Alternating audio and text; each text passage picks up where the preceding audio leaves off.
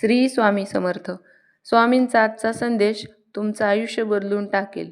कधी-कधी आयुष्यात अशी वेळ येते की जेव्हा सगळं काही चुकीचं होतंय असं वाटतं.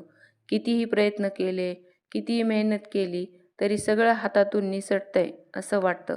आणि मग मनात एकच प्रश्न येतो की हे सगळं माझ्याच बाबतीत का होतंय? आपण वरवर हसतो पण मनातून तुटलेलो असतो.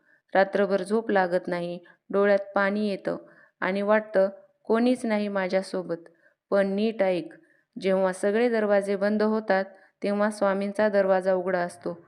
ही वेळ तुझी शिक्षेची नाही, तर ही वेळ तुझी परीक्षेची आहे.